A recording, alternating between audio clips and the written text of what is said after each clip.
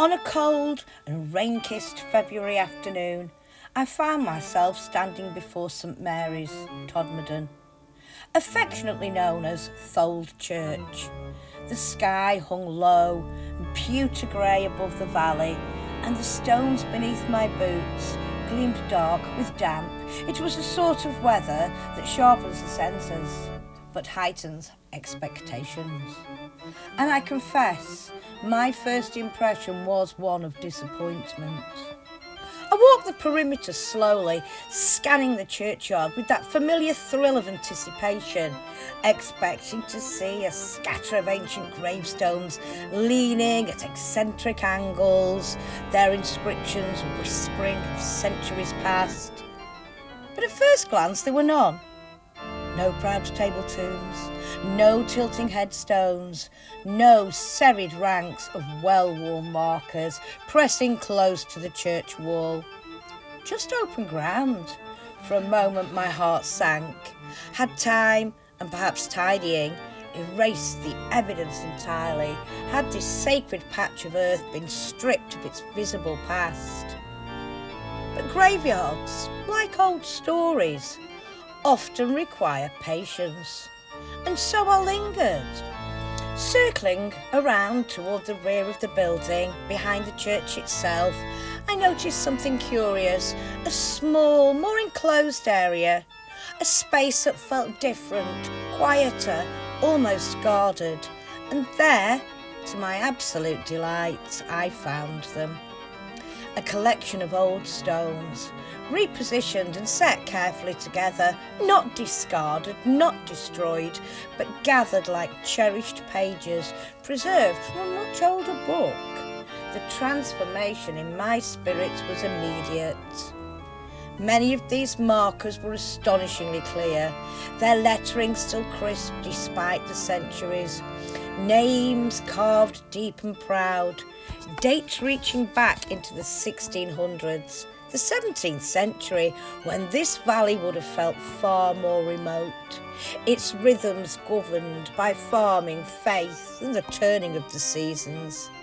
To stand before a stone dated in the 1600s is always a particular joy. It collapses time. Suddenly the centuries feel less like distant chapters and more like the thin veil. I traced the shapes of the lettering with my eyes, beautiful, slightly irregular forms, characteristics of early carving, no uniform machinery, no mass production, just the patient work of human hands, each stroke cut deliberately into stone, intended to endure wind, rain, frost and memory. These stones have witnessed the valley's transformation, from a rural parish to the industrial pulse of Todmorden's later years, and yet here they remain, silent, steadfast, still speaking. The church building itself, however, tells a different story. St Mary's has been greatly modernised over the years and the centuries, additions, alterations, restorations. At first sight, much of the structure feels comparatively recent. The lines are cleaner, the stonework regular, the windows reflective of later tastes. And yet if you look carefully, truly look, the past reveals itself. The lower portions of the tower caught my attention almost immediately. There's a weight to older masonry, a thickness, a quiet authority. The stone at the base of the tower appears darker, more irregular, bearing the subtle undulations of age. It's not difficult to imagine these lower courses may indeed date back hundreds of years, remnants of an earlier phase of the church, absorbed into the later rebuilding. Churches, after all, are rarely static things. They evolve, they're repaired, reshaped, expanded.